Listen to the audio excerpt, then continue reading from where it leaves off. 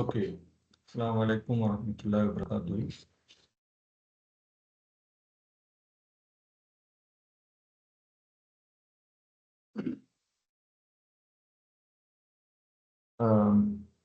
Welcome to another web series, Ramadan Intellectual Webinar Series from Alam City Campus. இன்றைக்கு மூன்றாவதும் இறுதியுமான webinar சீரீஸை நாங்கள் ஏற்பாடு செஞ்சிருக்கிறோம். இது ஏற்பாடு செஞ்சிருக்கிறது அலம் ஸ்டூடெண்ட் சொசைட்டி மற்றும் அலம் சிட்டி கேம்பஸ் இணைந்து இந்த மூன்றாவது வெப் சீரீஸை இன்றைக்கு நடத்தியிருக்கிறோம். இன்றைய தலைப்பு இணைய வழி கொள்ளைகளும் முன்னெச்சரிக்கைகளும், அல்லது இதை இன்னொரு தலைப்புல பார்க்கணும்னா இணைய வழி மோசடிகள்னு சொல்லலாம். கொள்ளைகளுக்கு நாங்கள் சொல்லலாம் மோசடிகள் அல்லது களவு எடுக்கிற அந்த செயற்பாடுகள், அது சம்பந்தமான அவதானங்கள்.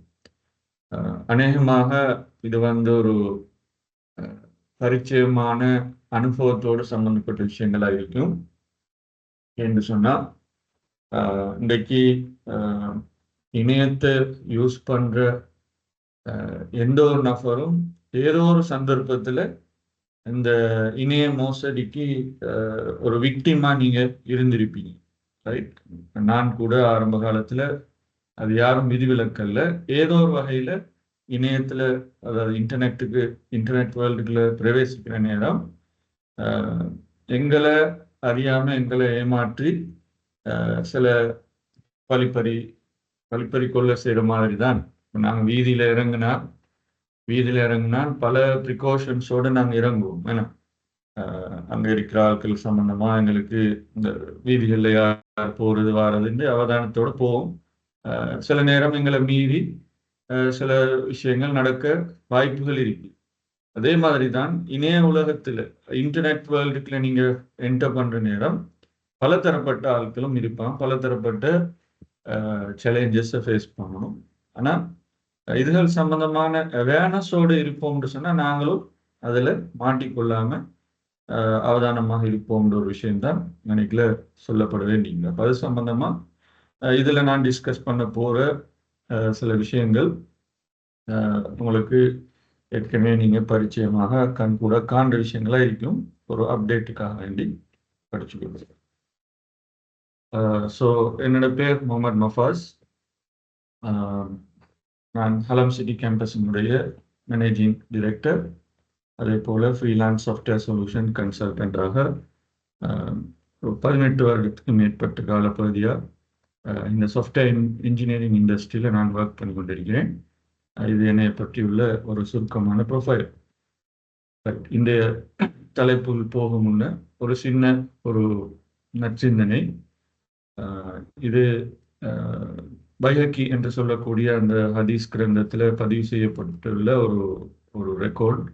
உமர் அல்லாஹ் அவர்கள் சொன்ன ஒரு முக்கியமான ஒரு அறிவுரை: கல்வியை பெற்றுக்கொண்டு மனிதர்களுக்கு கற்பியுங்கள், அதனை நீங்கள் கற்றுக்கொள்வரிடத்தில் கண்ணியத்துடனும் அமைதியாகவும் அடக்கத்துடனும் கற்றுக்கொண்டு அடக்கத்துடன் ஏனையவர்களுக்கு கற்பித்துக் கொடுங்கள். உங்கள் அறியாமையினால் கொடுமையான அறிஞர்களாக இருந்து விடாதீர்கள். அப்ப இது கல்வியிட முக்கியம். கல்வியை எப்படி பெற்றுக்கொள்ளணும், அதே போல நாங்கள் இன்னொருத்தருக்கு நாங்கள் கல்வி கற்றுக் கொடுப்பதா இருந்தால் அது அடக்கத்தோடு செய்யணும் என்ற ஒரு செய்தியை சிந்தனையா சொல்லிக்கொண்டு நாங்கள் இந்த டாபிக்ஸ்ல போவோம். இப்போ இதுல முக்கியமா நாங்கள் what is an internet fraud அல்லது what is an internet scam, இந்த மோசடி என்று சொல்றது அதுக்கான வரைவிலக்கணம் அல்லது அது பேசிக்கா எப்படி விளங்கி கொள்றது, என்னென்ன வகைகள் இருக்குது, அதுல ஒன்று இருக்குது சோஷியல் இன்ஜினியரிங் சொல்லி ஒரு பாப்புலரான ஒரு டெக்னிக் கொண்டிருக்குது இன்றைக்கு இணையத்துல தகவல் திரட்டுறதுக்கு. கடைசியாக நாங்க பார்ப்போம் இதை எப்படி நாங்க அவதானமா இருந்து இதுகள்ல தவிர்த்து கொள்றது. ரைட். அப்ப இணையத்தை எடுத்தால், இன்டர்நெட் எடுத்தால் நிறைய குற்றச்செயல்கள் இன்றைக்கு நடக்குது. எப்படி ஒரு பௌதிக வாழ்க்கையில மனிதர்கள் நிறைய இந்த பிழைகளை செஞ்சு கொண்டு, குற்றங்கள் செஞ்சு கொண்டு, ஆட்களை ஏமாற்றி கொண்டு, பொய் சத்தியங்கள் செஞ்சு கொண்டு, இப்படி பல வகைப்பட்ட குற்ற செயல்களை செய்யறாங்க. ஆட்களை ஏமாற்றி கொண்டிருக்கிறான். அதே வேலையை நீங்க ஒரு வெர்ச்சுவல் உலகம் இணையத்துல செய்யற நேரம் அதே தான் அப்படி அந்த வேர்ல்டுக்குள்ள நீங்க கொண்டு போனா அது வித்தியாசமான அமைப்புகள்ல அதை நீங்க பார்த்து கொள்ளலாம். ரைட். அப்ப முதலாவது நாங்க பார்ப்போம் what is an internet scam. இணைய கொள்ளை என்று சொல்றது என்ன? ஆன்லைன் சேவைகளையும் இணைய தொடர்புள்ள மென்பொருட்களையும் சாஃப்ட்வேர்களையும் பயன்படுத்தி தனிநபரையோ அல்லது ஒரு குழுவையோ பாதிப்புக்குட்படுத்தி பலியாக்கும் ஒரு குற்றச்செயல். ரைட். ஒரு ஆளை அல்லது ஒரு குரூப்பை டார்கெட் பண்ணி அவங்கள விக்டிமைஸ் பண்றது. இது பெரும்பாலும் பணத்திருட்டுடன் தொடர்புடையது. அப்போ ஃபினான்ஷியல் சம்பந்தப்பட்ட ஒரு ஒரு விஷயமா தான் இந்த நாங்கள் இதை பார்க்குறோம். இணைய ஸ்கேம்னு சொல்றது, இன்டர்நெட் ஸ்கேம். இப்போ முதல்ல நாங்கள் ஸ்ரீலங்காவோட நிலைமையை பார்ப்போம். இப்போ ஸ்ரீலங்காவில் நான் இன்னைக்கு 100க்கு 110% ஆட்கள் மொபைல் ஃபோன் யூசர்ஸாக இருக்கிறாங்க. அதுக்கு காரணம் என்னன்னா ஒருத்தர்கிட்ட மல்டிபிள் சிம்ஸ் இருக்குது. அப்போ ஆட்களோட எண்ணிக்கையை விட மொபைல் ஃபோனோட யூசேஜ் அதிகரிச்சிருக்குது. இது மொபைல் சைடு. இதில் இது ஒரு 2024 கடந்த அக்டோபர் மாதம் அளவில் எடுக்கப்பட்ட ஒரு தரவுப்படி இதில் ஒரு முக்கியமான சில இன்ஃபர்மேஷன் இருக்குது. நாங்கள் இதில் பின்னணியை விளங்கிக் கொள்றதுக்கு 2024 ஆரம்ப கால பகுதியில் 12.34 மில்லியன் இன்டர்நெட் யூசர்ஸ் ஸ்ரீலங்காவில் இருந்திருக்கிறாங்க. அப்போ இன்டர்நெட்டை ஊடறுத்து போகக்கூடிய அந்த லெவல் 56.3%. அதாவது 50% மேலே இருக்கிறதுங்கிறது அந்த பாப்புலேஷன், அந்த யூசேஜ்லேயே இன்டர்நெட் மேக்சிமமாக யூஸ் ஆகுன்ற ஒரு விஷயம். அதே மாதிரி ஜனவரி 2023க்கும் ஜனவரி 2024க்கும் இடையில கிட்டத்தட்ட 460,000 யூசர்ஸ் அதிகரிச்சுக்கிறாங்க.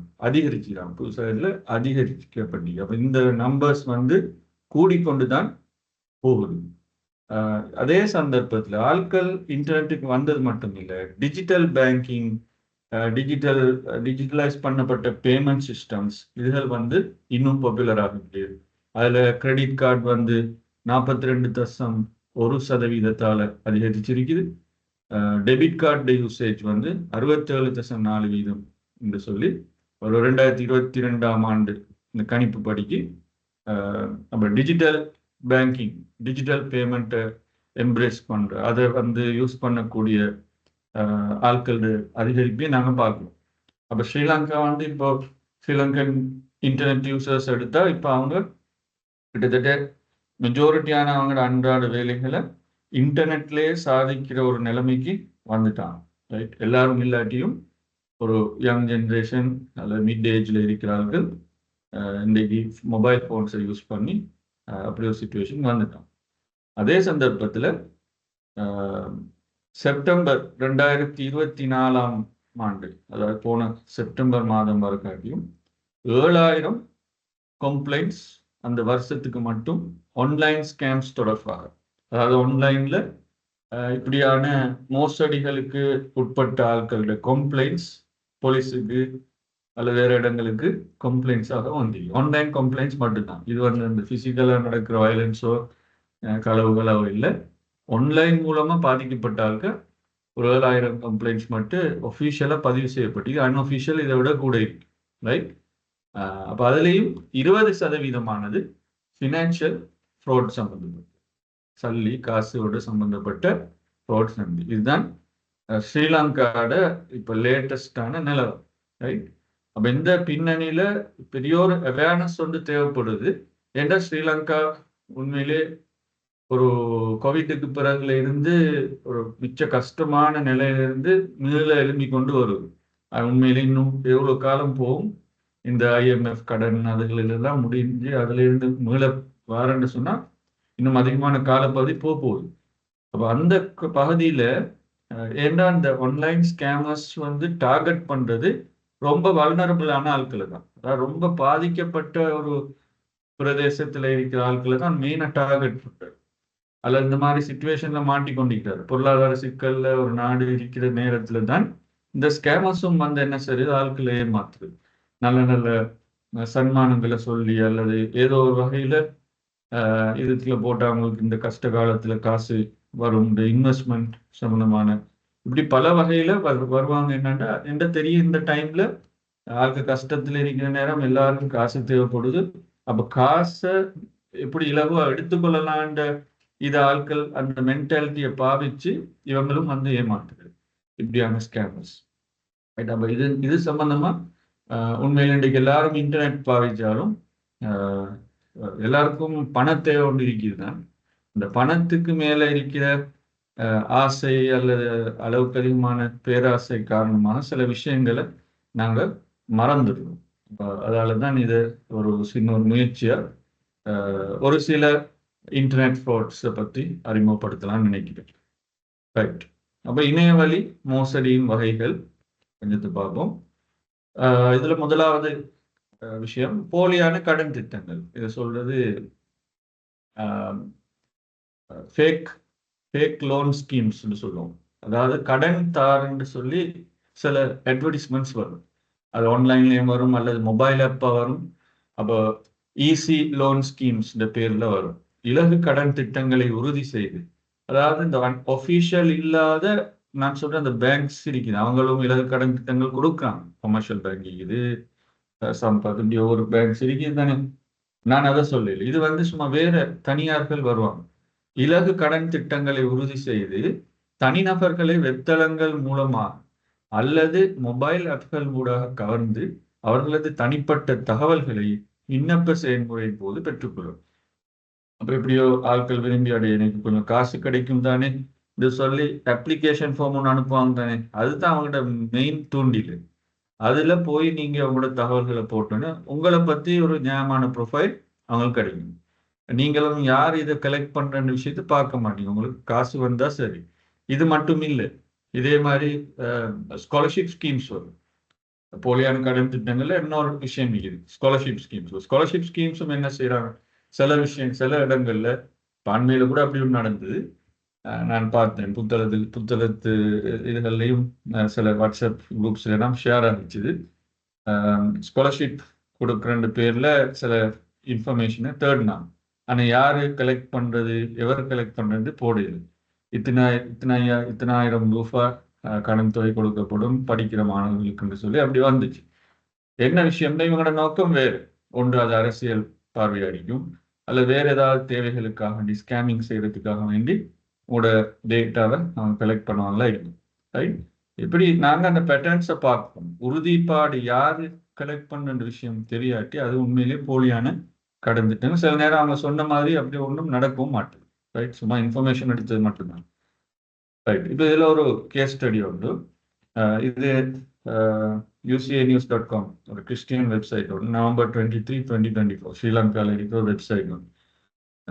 இதுல ஒரு இது ஒன்று சொல்றாங்கன்னா, ஒரு lady 24 years old lady Katunayake free trade ஜோன்ல இருந்து அங்க ஒர்க் பண்ற ஒரு ஆள் வரைக்கும்.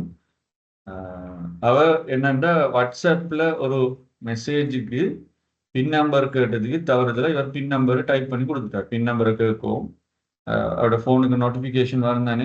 இப்போ இப்படி தானே வாட்ஸ்அப்பை வந்து மல்டிபிள் இடங்கள்ல இது பண்ணலாம்.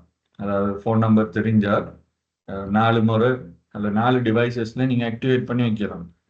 அப்போ அப்படி வந்த நேரம் இந்த ஸ்கேமர்ஸ் என்ன, அது லேசான ஒரு மெத்தட் தான். ஸ்கேமர்ஸ் வந்து இன்னொரு ப்ரௌசர்ல இது பண்ணி வச்சு ஏதோ ஒரு கம்பெனிலேருந்து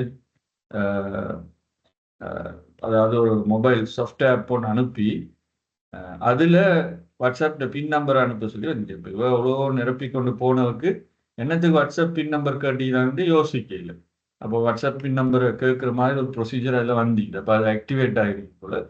அப்போ டக்குன்னு அவரோட ஃபோனுக்கு பின் நம்பர் வந்துட்டு அதில் டைப் பண்ணிக்கிறேன். அந்த ஃபார்மில் டைப் பண்ணிட்டு ஓகே பண்ணிட்டு ஓகே சக்ஸஸ்ஃபுல் சொல்லிட்டு அவரோட அந்த அப்ளிகேஷனும் போயிட்டு அதுக்கப்புறம் அந்த வாட்ஸ்அப் அவருக்கு அக்சஸ் ஆகிடுது ஸ்கேமர். அந்த அந்த நம்பரை வச்சுக்கொண்டு இவரோட கண்டாக்ட் லிஸ்ட் எல்லாரும் காட்டும் தானே.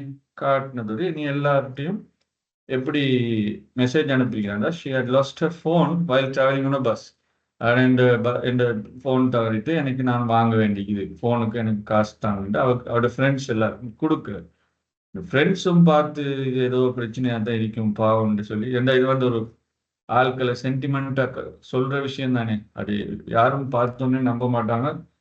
வேற யாரும் செய்கிறாங்க, அவள் தான் டைப் பண்றா, அவள் தானே வாட்ஸ்அப் நம்பர் சொல்லி ஒரு அவரோட பேர்ல மாதிரி ஒரு அக்கௌண்ட் நம்பர் ஒன்று ஸ்டார்ட் பண்ணி அல்லது சும்மா வேற ஒரு அக்கௌண்ட் நம்பர் ஒன்று போட்டு ஃப்ரெண்ட்ஸ் இதுன்னு சொல்லி அதுக்கு டிரான்ஸ்ஃபர் பண்ண சொல்லிக்கிறான். அவன் நிறைய பேர் காசும் டிரான்ஸ்ஃபர் பண்ணிட்டான். பிறகுதான் இவன் வந்து சொன்னதுக்கு கூட எல்லாரும் யோசிச்சு பண்ணிக்கிறான், அநியாயமா காசு வீணாக்கிட்டு. அப்ப இப்படி இது எப்படி இந்த விஷயத்துல மாட்டுப்பட்டான்னா, இப்படியான ஒரு mobile app fake loan scheme, காசுக்கு ஆசைப்பட்டு என்ன தகவல் கொடுக்கணும்னு யோசிக்காம கொடுத்ததால வந்த வினை. அப்ப தகவல்கள் பர்டிகுலர்லி உங்களோட பர்சனல் தகவல்கள் கொடுக்குற நேரம் ரொம்ப கவனமாக இருக்கணும். அடுத்தது ஃபிஷிங் ஸ்கேம்ஸ். இப்போ ஃபிஷிங்னு சொல்லி பிஹெச்ஐ போட்டு சொல்ற விஷயம் என்னென்றா, உண்மையா நீங்க FISHING ஃபிஷிங்னு சொன்னால் மீன் பிடிக்கிறது. இப்போ மீன் பிடிக்கிற நேரம் நாங்கள் என்ன செய்வோம், ஒரு தூண்டில் போட்டு அதை மீனை ஏமாற்றி பிடிப்போம். அதுக்குள்ள வந்து மீன் மாட்டுப்படும்.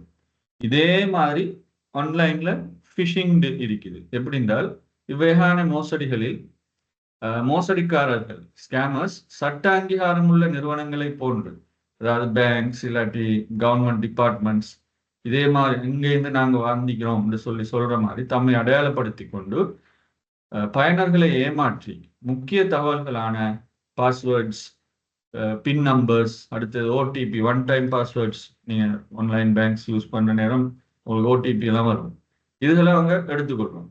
அப்போ இதுவும் இதே மாதிரி தான் அந்த முன்னுக்கு சொன்ன மாதிரி விஷயம். இது வந்து ஒரு இமெயில் மூலமாக வரும் அல்லது ஒரு வாட்ஸ்அப் மெசேஜில் ஒரு பல்க் மெசேஜாக வரும். சில நேரம் எப்படின்னா, அந்த நீங்கள் நிறைய கேள்விப்பட்டிருப்பீங்க, இந்த மெசேஜை வந்து இந்த லிங்கை நீங்கள் கிளிக் பண்ணுங்க, உங்களுக்கு 500 GB டேட்டா ஃப்ரீயாக கிடைக்கும், அல்லது 1000 GB இல்லாட்டி 1000 நாட்களுக்கு உங்களுக்கு ஃப்ரீயாக கால்ஸ், இன்கமிங் கால்ஸ் இருக்குது. இப்படின்னு இந்த ஒஃபிஷியல் இதில் இந்த வாரமாக போட்டு ஒரு லிங்க் ஒன்று போடுவோம், இதில் போய் உங்களோட இன்ஃபர்மேஷனை ஃபில் பண்ணுங்க. அப்போ அதில் ஃபில் பண்ணிட்டு போனால் எங்கேயாவது ஒரு பொறியொன்று இருக்கும், உங்களோட பின் நம்பரை ஒரு அந்த வெரிஃபிகேஷன் ப்ராசஸ்ன்ற பேரில், அதாவது உங்களை உறுதிப்படுத்துகிறோம் என்று சொல்லி அந்த நம்பர் அனுப்புங்க என்று சொல்லி ஒரு அப்படிங்கிற மாதிரி தான் சைக்கலாஜிக்கலாக அவங்க ஏமாத்துற இடம். எல்லாத்தையும் ஃபில் பண்ணிட்டு ஒரு இடத்துல அப்படியே ஒரு பாயிண்ட்டை வச்சிருப்பாங்க. அப்போ அந்த இடத்துல ஆட்கள் மாட்டு போகிறது. அப்படி இது நல்ல, அதாவது ஒரு நன்மையை நாடி தான் உள்ளுக்கு போகிறது, எதிர்பார்ப்போடு போகிறது இந்த விஷயம். அப்போ இது வந்து அந்த தூண்டில்ல மாட்டுப்படுற மாதிரி ஃபிஷிங் ஸ்கேம்னு சொல்லுவோம். அடுத்தது ஜென்ரலாக இருக்கிற ஃபினான்ஷியல் ஃப்ராட்ஸ், அந்த நிதியை வச்சு மோசடி செய்கிற விஷயங்கள். ஸோ மோசடிக்காரர்கள் சமூக வலைத்தளங்கள், இணைய மென்பொருட்கள் மற்றும் மொபைல் கட்டண மென்பொருட்கள், அதாவது மொபைல் பேமெண்ட் ஆப்ஸ் இருக்கு. மொபைல் பேமெண்ட் ஆப்ஸ் இது வந்து லோன் ஆப்ஸ் இல்லை, பேமெண்ட் செய்யறதுக்காக வேண்டி யூஸ் பண்ணுற சில ஆப்ஸ் இருக்கு. அதை பயன்படுத்தி நிதிசார் தகவல்களை பெற்று மோசடி செய்வதற்கு முயற்சிக்கின்றனர். இப்போ சொல்லுவோமே, நாங்கள் ஒரு நாங்கள் ஒரு டிரான்சாக்ஷன் செய்யணும், ஆன்லைனில் ஒரு பொருளை வாங்க போகிறோம்டா, இப்போ நிறைய இடப்பட்ட புரோக்கரிங் ஆப்ஸ் இருக்குது. அதாவது ஒஃபிஷியலாக நம்பத்தன்மையான அந்த நாங்கள் எங்களோட கிரெடிட் கார்டை போட்டால் அதை அவங்களுக்கு மற்றவங்களுக்கு பேங்க்குக்கு கண்டெக்ட் பண்ணி அங்கால அனுப்புறதுக்குன்னு சொல்லி ஒரு ஒஃபிஷியலான நிறுவனங்கள் இருக்குது, அவங்களோட ஆப்ஸ் இருக்குது. அதே மாதிரி ஆப்ஸை இவங்களும் ஸ்கேமர்ஸும் கிரியேட் பண்ணி, இப்போ நீங்கள் கூகுள் பிளே ஸ்டோரில் தேடுற நேரம் அதே பேரில் இன்னொரு ஆப் இருக்கும். அப்போ அதை டவுன்லோட் பண்ணிடுவாங்க, தவிர்த்து டவுன்லோட் பண்ணி அதே விஷயத்த அதே ப்ரொசீஜரை அதுலேயும் ப்ரோக்ராம் பண்ணி வச்சுருப்பாங்க. நாங்கள் டீட்டெயில்ஸை டைப் பண்ணக்கூட இப்போ ஒரிஜினலாக இருக்கிற அந்த புரோக்கரிங் ஆப்புக்கு ஒரு 2% தான் கமிஷன் கொடுக்கோம்னா, இவன் வந்து ஒரு 10%, 15% மட்டும் அதில் வெட்டி விட்டுருவோம். கடைசியில் உங்களோட பேமெண்ட்டும் நடந்திருக்காது, ஸ்கேமர் தான் அவ்வளோத்தையும் எடுத்துப்பாரு பேமெண்ட்டு, நீங்கள் டைப் பண்ணி கொடுத்த அமௌண்ட்டு. இப்படி ஒரு வகையான ஸ்கேமிங் இன்றைக்கு அதுக்கு செஞ்சு உழைச்சி கொண்டிருக்கிறாங்க. அப்படியான மோசடிகள் நிறைய இன்றைக்கு நடக்குது. அடுத்தது இந்த ஃபினான்ஷியல் ஸ்கேம் வந்து கூடுதலாக வல்னரபிள் ஆகிறது, யார் பாதிக்கப்படுதுன்னு சொன்னால் வயதானவர்கள். ஸ்பெஷலி இப்போ நான் நினைக்கிறேன் இந்த கவர்மெண்ட் வந்த ஆரம்பத்தில் அல்லது இந்த கவர்மெண்ட் அந்த எலெக்ஷன் நடந்த பீரியட் முடிஞ்ச பீரியட்ல ஜனாதிபதி எலெக்ஷன் முடிஞ்ச பீரியட்ல நீங்க கேள்விப்பட்டிருப்பீங்க ஸ்ரீலங்காவில் நிறைய இந்த ஸ்கேமர்ஸ் வந்து பிடிபட்டான். குரூப்பாக இருந்தான், கம்பெனி மாதிரி நடத்துகிறான். எஸ்பெஷலி இந்தியா வந்து அதுக்கு பெரிய ஒரு ஃபேமஸான ஹைதராபாத் மாதிரி இடங்கள்ல எல்லாம் அப்படியான இதுகள் நிறைய மாட்டுப்பட்டு அவங்க என்னென்ன கம்பெனி மாதிரி பில்டிங்லாம் எடுத்து ஆட்களை ட்ரெயின் பண்ணி அதுக்குண்டே என்ன செய்யறது, அவங்க அங்கே இருந்து அமெரிக்காவில் இருக்கிற எல்டர்லி ஹோம்ஸ் இருக்குது அல்லது தனியாக வாழ்கிற மூத்த ஆட்கள் இருப்பாங்க, அவங்களோட நம்பர்ஸ்லாம் டிரெக்டில் இந்த இன்டர்நெட்டில் சும்மா சாதாரணமாக எடுத்துடலாம். அதெல்லாம் தேடி அந்த மாதிரி ஆட்கள் கால் பண்ணி சும்மா உங்களோட அக்கௌண்ட்டில் எப்படி ஒரு பிரச்சனை ஒன்றுக்குது, இது கொஞ்சம் நாங்கள் பார்க்கணும், கொஞ்சம் உங்களோட இந்த பாஸ்வேர்டை சொல்லிடுமா அப்படின்னு அவங்களும் இதாகுது சுதாரிச்சு கொண்டு அப்படியே இந்த என்னமோ நடந்துட்டு போலண்டு இனி காசை பாதுகாக்கணும் தானே அதுக்காண்டி பாஸ்வேர்டு கொடுத்துருக்கு. அதோட அவங்க என்ன சரி ஃபுல் அக்சஸ் எடுத்து டக்குண்டு இவங்களோட அக்கௌண்ட்ஸுக்கு மாற்றிருக்கு. இப்படி ஸ்கேமிங் ஒரு இண்டஸ்ட்ரியாக நடக்குது, ரைட்? அதை நாங்கள் விளங்கிக் கொள்ளணும், ரைட்? இன்னொன்று இருக்குது இம்பர்சனேஷன் ஸ்கேம். இதில் எப்படின்னா மோசடிக்காரர்கள் தம்மை அரசு அதிகாரிகள் அல்லது இது முன்னுக்கு சொன்ன மாதிரி இன்னொரு ஆளா நடிச்சு கொண்டு வாரு. உதாரணத்துக்கு இலங்கை தபால் திணைக்களத்தை சேர்ந்தவர்கள் போஸ்ட் ஆஃபீஸ்லேருந்து வாரோம் அல்லது போஸ்ட் ஆஃபீஸை சேர்ந்த ஆட்கள் அடையாளப்படுத்தி கொண்டு மக்களை ஏமாற்றக்கூடிய சாத்தியங்கள். போஸ்ட் ஆஃபீஸ் மட்டும் இல்லை, நான் இப்படி ஒரு உதாரணத்துக்கு போஸ்ட் ஆஃபீஸ் சொன்னேன், இப்படி வேற ஏதாவது தேவையை வச்சு ஏன்னா இவங்களுக்கு தேவை தகவல்கள் தேவை. இப்போ போஸ்ட் ஆஃபீஸ்ன்னு சொன்னாத ஆட்கள் நம்ம அவங்களோட லெட்டர் ஒன்று வராமைக்கு கொஞ்சம் உறுதிப்படுத்தணும், இப்படி ஒரு பார்சல் இருக்குது, உங்களோட டீட்டெயில்ஸை உறுதிப்படுத்தணும், உங்களோட பேங்க் டீட்டெயில்ஸை உறுதிப்படுத்தணும், ஏதாவது ஒன்று சொல்றதுக்கு நம்ம உண்மை. அப்போ போஸ்ட் ஆஃபீஸை சொன்னாதான் நினைக்கல கன்வின்ஸ் ஆகும், ஏன்னா அது இந்த அட்ரஸஸோட ஆட்களோட அடையாளத்தோட சம்மந்தப்பட்டு. அப்போ இது அப்படியான ஆட்களை இருந்து கொண்டு ஆன்லைன் மூலமாக உங்களை கண்டாக்ட் பண்ணுவாங்க. அப்படி இல்லாட்டி சில நேரம் ஃபிசிக்கலாக வந்தும் சந்திப்பாங்க. இது இம்பர்சனேஷன் ஸ்கேம்னு சொல்றது. ஒரு ஆள் இன்னொருத்தர் மாதிரி காட்டி கொண்டு நடிக்கிறது, பின்னால் இருக்கிறது வந்து உண்மையிலேயே ஒரு ஸ்கேமராக இருப்பார். அடுத்தது இன்வெஸ்ட்மெண்ட் ஸ்கேம், ரைட்? இது வெரி பாப்புலரான ஒரு ஸ்கேம், முதலீடு செய்யறதுக்கு தோன்று.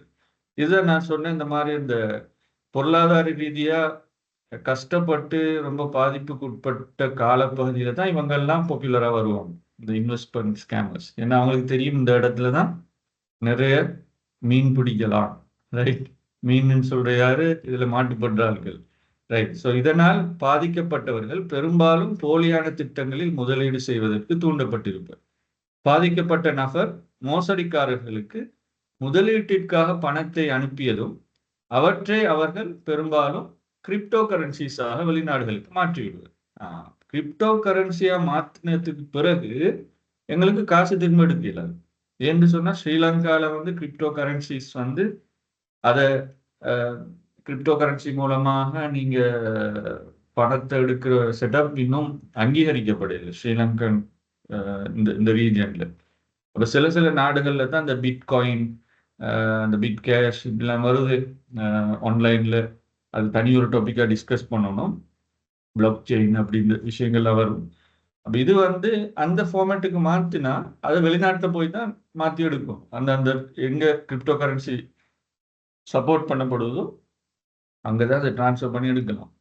அப்போ கணக்கில் என்ன நடக்கும்டா, உங்கள ஒரு இன்வெஸ்ட்மெண்ட் பண்ணுறதுக்கு காசு கேட்பான். இந்த இப்படி ஒரு நல்ல ஒரு ப்ரொஜெக்ட் ஒன்று இருக்குது, இதால் உங்களுக்கு இந்த பெனிஃபிட் இருக்குது, ஷார்ட் டேர்மில் உங்களுக்கு இத்தனை 1000 ரூபாய் அல்லது இத்தனை லட்சம் ரூபாய் எடுத்துக்கொள்ளலாம் என்று சொல்லி அதையும் நம்ப வைக்கிறதுக்கு முதலாவது என்ன செய்வாங்கன்னு சொன்னால் ஒரு ஃபர்ஸ்ட் மந்த்துக்கு ஒரு சின்ன பேமெண்ட்டை உங்களுக்கு ரிட்டர்னாக தருவாங்க. ஒரு சின்ன ஒரு விஷயத்தை நீங்கள் இன்வெஸ்ட் பண்ணதுக்கு உங்களோட பேங்க் அக்கௌண்ட்டுக்கு கேட்டு டீட்டெயிலை கேட்டு சொல்லுமே ஒரு 10,000 ரூபா எடுப்பான், ரைட்? அப்போ நீங்கள் முதலாவது போட்டிருப்பீங்க ஒரு 50,000 போடுவீங்கன்னு வச்சுக்கோங்க ஃபார் எக்ஸாம்பிள், ரைட்? அதை விட கூட போட்டிருக்கலாம். ஒரு 10,000 ஒன்று உங்களுக்கு வரும். வந்ததோட இப்போ உங்களுக்கு ஒரு நம்பிக்கை ஒன்று வரும். அப்போ திரும்ப என்ன செய்வாங்கன்னா, ஓகே நீங்கள் இன்னும் கொஞ்சம் கூட போட்டால் இன்னும் கொஞ்சம் கூட வரும்னு சொல்லி இந்த இவரும் இன்னும் கொஞ்சம் கூட போடுவார். போட்டால் அந்த 10,000 மேபி இன்னொரு 25,000 வரும். இப்போ உங்களோட நம்பிக்கையை உருவாக்கிட்டோம். இப்போ இன்னும் கொஞ்சம் ஹை வேல்யூஸை டார்கெட் பண்ணலாம். டார்கெட் பண்ணா அங்கதான் விஷயம் இருக்குது. அப்ப நீங்களும் ஒரு பெரிய அமௌண்ட்டை போடுவீங்க.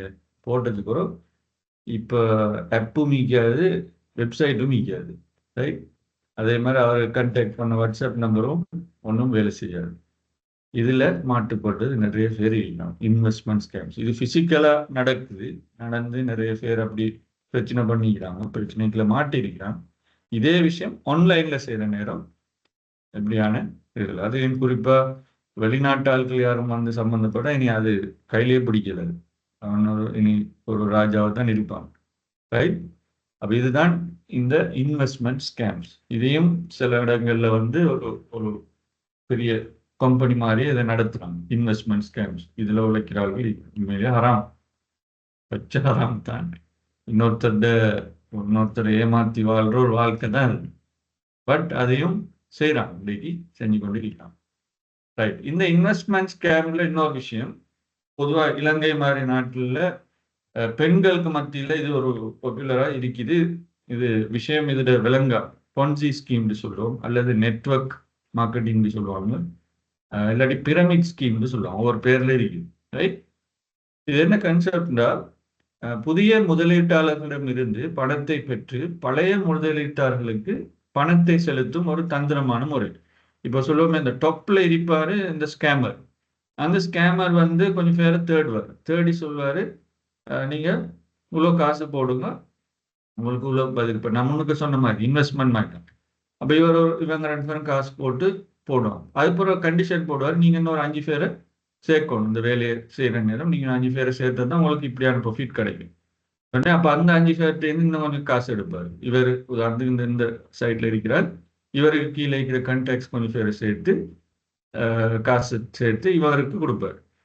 அப்ப இவர் கொடுத்ததோட அவரு ஓகே அந்த தந்ததுக்காக இவரும் ஒரு சின்ன பேமெண்ட்டை கொடுப்பாரு. இப்படி அப்ப இவர் பாப்பாரு, ஆசைப்படுறாரு, இப்போ இன்வெஸ்டர்ஸ் நான் சேர்த்து கொடுத்ததால எனக்கு எதுவும் கிடைச்சி, அப்ப நான் இன்னும் ஆட்களை கூட்டுவோம் சொல்லி கீழே இருக்கிற ஆட்கிட்ட அப்படி இன்னும் எடுக்கு. அவங்களும் என்ன செய்யுது, அதே கண்டிஷன்ல போறது.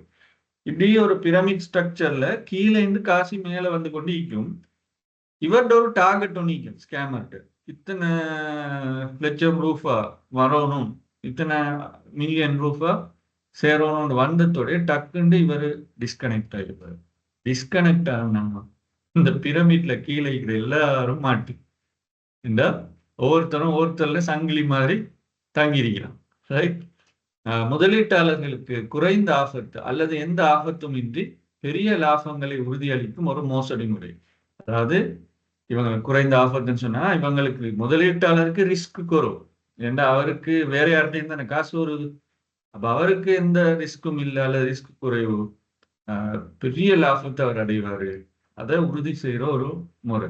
இதை சக்சஸ்ஃபுல்லா இன்னைக்கு கன்வின்ஸ் பண்ணி லேடிஸ்க்கு மத்தியில செஞ்சு கொண்டிருக்கிறோம். இப்படி கொஞ்ச காலத்துக்கு முன்னுக்கு பல டைம்ஸ்ல அண்மையில கூட நான் சொல்றது லாஸ்ட் 2 இயர்ஸ்க்குள்ள கூட இது நிறைய வந்து ஒவ்வொரு பேர்ல ஒருத்தரும் வந்து இதுல ஒரு மெயின் அடையாளம் லேசா கண்டுபிடிக்கலாம். பொன்சி ஸ்கீம் முதல்ல இந்த பேட்டர்ன் இருக்கும், ஆட்களை தேட சொல்லுவாங்க. அப்படி தேட சொல்ற நேரம் அலைன்ல வேண்டியதான் இது பிரமிட் ஸ்கீம். இன்னொரு விஷயம் இருக்குது, அவங்க தார பேங்க் அக்கௌண்ட் நம்பர் இருக்குதானே இவர்கிட்ட பர்சனல் அக்கௌண்ட் ஆகிக்கும், அல்லது இவர்கிட்ட ஃப்ரெண்ட் ஒரு ஆள்கிட்ட அக்கௌண்ட் நம்பர் ஆகிக்கும். அவர் சொல்லுவாங்க, நாங்கள் ஒரு ஆர்கனைசேஷன்ல இருக்கிறோம், நாங்கள் ரெஜிஸ்டர் பண்ணிக்கிறோம். அப்போ ஆர்கனைசேஷன் ரெஜிஸ்டர் பண்ணா ஆர்கனைசேஷன் பேர்ல இருக்கணும் பேங்க் அக்கௌண்ட்ல, அதுவும் இருக்காது. அப்போ சொல்லுவாங்க, இல்லை அது இன்னும் ப்ரொசஸ்ல இருக்குது, ஏதாவது சாக்கு போக்கு சொல்லுவாங்க. எந்த அளவுக்குன்னு சொன்னா இதை ஜஸ்டிஃபை பண்றதுக்கு, முஸ்லிம்களுக்கு மத்தியில் இதை கன்வின்ஸ் பண்றதுக்கு ஃபேக்காக ஜமியத் உலமாட சீல போட்டு கடிதம்லாம் டைப் பண்ணி நாங்கள் இதை உறுதிப்படுத்துறோம்னு அதை அனுப்புறது. இதுக்கு ஆளுங்களும் வச்சிருப்பாங்க, லேடிஸே வச்சு பேச வைக்கிறது. அப்படி வந்த நேரத்துல நான் அப்படியான 2 ஸ்கீம்ஸ் செஞ்ச ஆட்கள் 2-3 கேள்வியை நறுக்குன்னு கேட்டதோடு ஆட்கள் தடுமாற தோயிட்டாங்க. யாரு இந்த ஸ்கீமை செய்யறாங்க. அப்போ ஒரு ஆள் என்னைக்கிட்ட வந்து இந்த மாதிரி கீழே ஆளுக்கு சேர்க்கிறோமா என்னைய ஒரு ஆளை சேர்க்க பார்த்தாரு. சேர்த்து நான் அவர்கிட்ட அந்த கேள்வி கொடுத்து அவருக்கும் அப்படி இப்படி இல்லை இப்படி தானே நல்லா எனக்கு காசு வருது அப்படி இப்படின்னு சொல்லி நியாயப்படுத்த பார்த்தார். அப்போ நான் மெயின் ஆள்கிட்ட கண்டாக்டை கேட்டு எடுத்து பார்த்தா இப்போ மெயின் ஆள்கிட்ட கண்டாக்ட் பண்ணதோடு அவருக்கு விஷயம் விளங்கிட்டு இந்த ஆளுக்கு இதுல பிரச்சனையை விளங்கி கொண்டாரு. அதுக்கு பிறகு நான் த்ரெட் பண்ணேன். நான் இதை வந்து சோஷியல் மீடியாவில் போடுவேன், உங்களை எக்ஸ்போஸ் பண்ணுவேன். இந்த சொன்னதோடய அதுக்கு பிறகு வந்த கோல்ஸை பார்க்கணும். ஒரு விஷயத்தை ஜெனுயினா, அதுவும் இந்த நான் சொன்னேனே அந்த ஹலால் சர்டிஃபிகேட்கெல்லாம் காட்டி கொண்டு செஞ்சாங்களே, அப்போ எனக்கு கோலுக்கு மேல் கோல் வந்துச்சு. இது அப்படி செய்ய வேணாம், இது பண்ண வேணாம், இல்லாட்டி நான் அவர் என்னைய த்ரெட் பண்ணாரு. நான் உங்களோட ஃபேமிலியை எக்ஸ்போஸ் பண்ணுவேன், அப்படி செய்வேன். எங்கே இருக்கிறாள் எனக்கு தெரியாது. நான் சொன்னேன் வேண்டியதை செஞ்சு கொள்ளும். அதுக்கு பிறகு ஆட்டோமேட்டிக்காக நின்றுச்சு அந்த அந்த சிஸ்டம். என்ன பயந்துட்டான், அதுக்கு பயந்துட்டான். அடுத்து தெரிஞ்சிருக்கணும், பிரமிட் ஸ்கீம், இந்த பான்சி ஸ்கீம்ஸ் வந்து சென்ட்ரல் பேங்க் ஆஃப் ஸ்ரீலங்கா வந்து ஒஃபிஷியலாக தடை செஞ்சிருக்குது. சட்டவிரோதமான பணம் திரட்டும் முறை அல்லது பண திருட்டு முறை, ஒரு ஸ்கேம்னு சொல்லி ஒஃபிஷியலாகவே போட்டிங்க. இப்போ அப்படி செஞ்சதுக்கு பிறகு அது என்ன பேரில் என்ன ஸ்டைலில் வந்தாலும் காசு குயிக்காக உழைக்கிற மாதிரி இருந்தாலும் நீங்கள் எத்தனையோ பேர் ரிஸ்கில் போடுறீங்க. இது ஒரு பிழையான செயல்முறைங்கிறத நாங்கள் விளங்கி கொள்ளணும். ஸோ இன்னைக்கு உண்மையில் என்னென்னா, பணம் வந்து முதலீடு செய்யப்படுவதில்லை, அவரை சுருட்டி எடுத்துட்டு ஓடுறது தான். பணம் முதலீடு செய்யப்படுவதில்லை. பிரதான மோசடிக்காரர்கள் இன்னும் அதிகமான முதலீட்டாளர்களை கலர்ந்தெடுக்க முயற்சிப்பார். அவர் இவர் மேலேருந்து ப்ரெஷர் பண்ணிட்டு இப்போ கீழ் ஆட்கள் சேருங்க. இதுதான் நடக்கும் ஒழிய வேறு யாரும் இதுல பெனிஃபிட் அடைஞ்சதில்லை. அவரை தவிர மேல் மட்டத்தில் இருக்கிற அந்த ஆட்கள் அல்ல 1-2 குரூப்ஸ் மட்டும்தான் இதெல்லாம் நன்மை அடைவாங்க. அவ்வளோ பொறியும் ஏமாந்து. அப்ப இதில் பாதிக்கப்படுபவர்கள் ஈட்டும் லாபங்களை முன்னைய முதலீட்டாளர்களுக்கு செலுத்தி கொண்டிருப்பார். அப்ப என்ன நடக்கும்டா, எப்பவுமே இவங்களுக்கு கிடைக்கிறத மேல உள்ள ஆளுக்கு கட்டி கொண்டிருப்பாங்க. இவருக்கு கிடைச்ச ஒரு லாபத்தை மேல உள்ள ஆளுக்கு கடைசியில ஏர்ன் பண்ணது ஒண்ணும் இல்லை, பெருசா ஒரு ஏர்னிங் ஒன்றும் இல்லை. சும்மா வந்த காசை மேல உள்ள ஆளுங்களுக்கு நாங்கள் கட்டி கொண்டிருக்கோம், எங்களுக்கு கண்டக்ட் பண்ண ஆளுகள். இதுதான் இந்த பான்சி ஸ்கீம். அப்ப இதை நீங்க விளங்கி கொண்ட சரி. ரைட். அடுத்த ஒரு ஸ்கேம் தான் இந்த பிக் புச்சரிங் ஸ்கேம்னு சொல்லுவோம். இதுக்கு ஒரு இந்த பேர் வாங்கிறதுக்கும் காரணம் இருக்குது, நான் இதில் விலகப்படுத்தேன் சொல்லுவோம். இது எப்படின்னா, இந்த ரொமான்டிக் ரிலேஷன்ஷிப்பை உருவாக்குது. அதாவது ஃபேஸ்புக் வந்து லேசு, இன்ஸ்டாகிராம் இல்லாட்டி எங்கேயாவது ஒரு இதில் இருக்குது தானே, சோஷியல் மீடியா நெட்வொர்க்ஸ் மூலமாக சும்மா மெசேஜ் அனுப்பி ஒரு ஆளோட தொடர்பு ஏற்படுத்துது. குறிப்பாக இந்த மிட்-ஏஜ் 20க்கும் 30-40 இயர்ஸுக்கு இடப்பட்ட அந்த ஆட்களை தான் டார்கெட் பண்ணிட்டு, அவங்க தான் வேலை செய்கிற க்ரௌட். மெரிட் இருப்பாங்க, மெரிட் ஆகாமல் இருப்பாங்க. இப்படியான ஆட்களை டார்கெட் பண்ணுறது. நடுத்தர வயதினரை குறிவைத்து சமூக வலைத்தளங்கள் மூலம் ரொமான்டிக் ரிலேஷன்ஷிப்ஸ், காதல் உறவு ஒன்றை ஆரம்பிக்க விரும்புவதாக தொடர்பு கொள்ளும். அப்போ கொஞ்ச நாள் போனதோட இப்போ இப்படி தானே தனிச்சு இருக்கிறார்கள், தனியாக வேலை செய்கிறார்கள், சில நேரம் அந்த சேத்தாண்ட வேலைகள் நடக்கும். அப்போ அவங்களும் விழுந்துருவாங்க அந்த ட்ரப்பில், ரொமான்டிக்காக பேசினதோடு. இது 2 சைடும் நடக்குது. பெண்கள் ஸ்கேம் செய்கிறதும் இருக்குது, ஆண்கள் ஸ்கேம் செய்கிறதும் மாறி மாறி 2 பேருக்கும் மாறி மாறி செய்கிறதும் இருக்குது. சில ஆள்கள் பெரும்பாலும் என்ன நடக்குதுன்னா, ஃபேக் ப்ரொஃபைலுக்கு பின்னுக்கு ஒரு ஆணை இன்னொரு ஆண் வந்து ஏமாத்துது. அதாவது பொம்பளை மாதிரி பெண்ணை மாதிரி ப்ரொஃபைல்லாம் போட்டு செக் பண்ணி கொண்டு போகிற நேரம் இவரும் யார் இவர்னு பார்க்குறீங்க, அவரும் கன்வின்ஸ் ஆன ஏதாவது லேடிஸ் அந்த அந்த ஒரு குறிப்பிட்ட யாராவது ஒரு கேர்ள்ட ஃபோட்டோவை அனுப்பி இது பண்ணி செய்கிற நேரம் இவரும் கன்வின்ஸ் ஆகிடுவார். இது உண்மையான ஒரு ஆள் தான் செக் பண்ணுறது, சென்டிமெண்டெல்லாம் கதை பார்க்கும். செட்டில் தான் எல்லாம் போகும். ஒரு நாளும் கோல் நடக்காது. கோல் நடந்த மாட்டுப்படுவாங்களே, அப்போ அதை கால் பண்ணால் எனக்கு வெக்கமாக இருக்குது, எனக்கு பேச இல்லாது, அப்படி இவரும் அதுக்கேற்ற மாதிரி போனது. இவரும் கன்வின்ஸ் ஆகி ஒரு கட்டத்தில் உறவு கொழுக்கும் போகுது. அதான் நான் இன்னைக்கு ஹைலைட் பண்ணிக்கிறேன். உறவு கொழுக்கும் போதுன்னா அது கொஞ்சம் நல்ல ஃபார்ம் ஆகி ஒரு நல்ல ஸ்டேஜுக்கு வந்துட்டோன்னே இப்போ ஸ்கேமர் இதுதான் பாயிண்ட் பார்ப்பாரு. இப்போ நம்மளோட விஷயத்தில் விழுந்துட்டாரு. வெவ்வேறு சாக்கு போக்குகளை கூறி தாம் வழங்கும் வங்கி கணக்குகளுக்கு பணத்தை வைப்பு செய்யுமாறு கேட்டுக்கொள்வார். எனக்கு இந்த கொஞ்சம் ரீலோட் பண்ணணும், அல்லது இந்த தேவை நிற்குது, இன்னைக்கு ஒரு சின்ன கடன் ஒன்று வச்சுக்கிறேன். இது சாதாரண ஒரு 1 month 2 months போதும் ஒரு ஆளை கன்வின்ஸ் பண்ணுறது இந்த இந்த விஷயத்துக்கு. அப்போ இந்த கொடுக்குற நேரம் இன்னைக்குல என்னண்டா, இன்னைக்குல இப்போ மாட்டுப்பட்டாளிக்கிறாரு பாதிக்கப்பட்டவர், அவரை நாங்கள் ஒரு பன்றியா கருதலாம். ஒரு பிக்குன்னு சொல்றது பன்றி தானே, ஒரு பன்றியா நாங்கள் கருதலாம். அப்போ அவரை இப்படி பல வகையில் மாட்டுப்பட்டு ஒரு பெரிய ஒரு கொளுத்த ஒரு ஆளா ஈக்கிறாரு. அவர் எல்லாத்துலயும் முழுந்துட்டார். இப்ப புச்சர் பண்றது, இப்போ அவர் சரியான டைம் வந்ததோடைய ஸ்கேமர் என்ன செய்வார், புச்சரிங் பண்ணுவார். புச்சரிங் சொன்னா வெட்டி சாக்கிடு, சரி. புச்சர் பண்றேன்னா சாதாரணமாக அந்த இறைச்சி கடையில் இருக்கிறால நாங்கள் புச்சர்னு சொல்லுவோம், இறைச்சி வெட்டுறால. அந்த விஷயம் தான் நினைக்கல நடக்குது. இவரை வச்சு இப்போ எல்லாத்தையும் சாட்சி அவர்கிட்ட காசு அவர்கிட்ட எல்லாத்தையும் கறந்து எடுத்துக்கிறார், ரைட். அப்போ இது வந்து பிக் புச்சரிங் ஸ்கேம்னு சொல்லுவோம். பொதுவாக இந்த மாதிரி ரிலேஷன்ஷிப்ஸை உருவாக்கி செய்கிற ஒரு விஷயம். அடுத்ததுக்கு லாட்ரி ஃபீ ஃப்ராட்.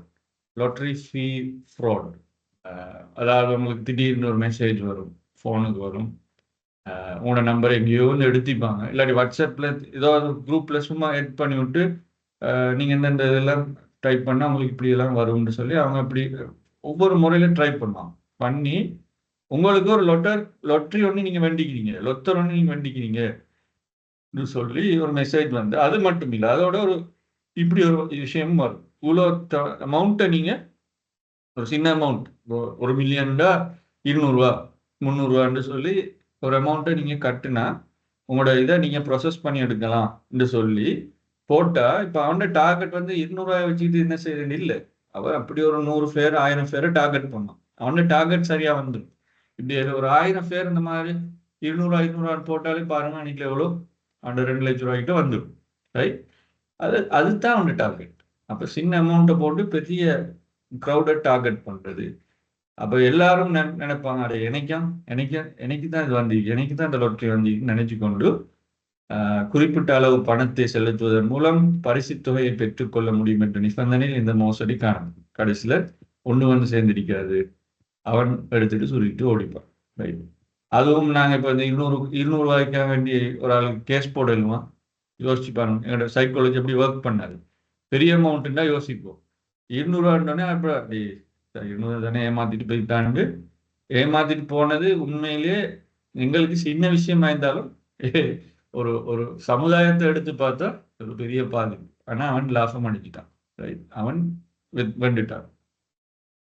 இந்த விஷயத்தை நாங்கள் விளைவிக்கிறோம். இப்படியான லாட்ரி ஃபீ ஃப்ராட் இருக்குது. இந்த ஸ்டைல்ஸில் வரும், இந்த பேட்டர்ன்ஸை நான் சொல்லிக்கிட்டேன், ரைட். இது வேறு வேறு ஸ்டைலில் வரும். இப்படி ஒரு காசு கட்டுங்க. அதாவது ஒரு விஷயம் நாங்கள் விளங்கி கொள்ளணும், மனிதர்கள வகையில் எந்த உழைப்பும் இல்லாமல் உங்களுக்கு காசு ஒரு நாளும் வராது. இந்த கன்செப்டில் நாங்கள் உறுதியாயிருக்கோம். ஸ்பெஷலி முஸ்லீம்ஸை பொறுத்த வரைக்கும் உழைப்பு இல்லாமல் உங்களுக்கு சும்மா காசு வராது. அப்படி உலகத்தில் அல்ல நியதி ஒன்று வைக்கல.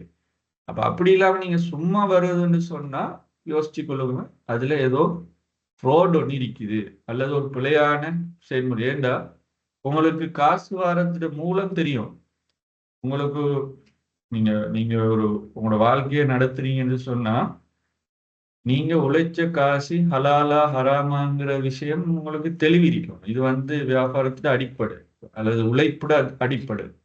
அப்ப அது தெரியாம எங்களுக்கு காசு சும்மா தானே வருதுன்னு அப்படி செய்ய இல்லை, ரைட்.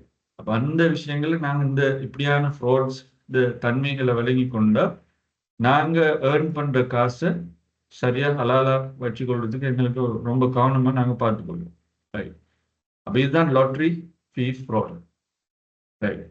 அடுத்த ஒரு ஃப்ராட் தான் இது. ஒரு வெரி பாப்புலரான, நினைக்கிறேன் இன்டர்நெட்ல வந்து ஒரு பழைய ஒரு ஃப்ராட். சில நேரம் நீங்களும் என்கவுண்டர் பண்ணிப்பீங்க, உங்களோட ஸ்பேம் மெசேஜஸ்ல நிறைய வந்துருங்க.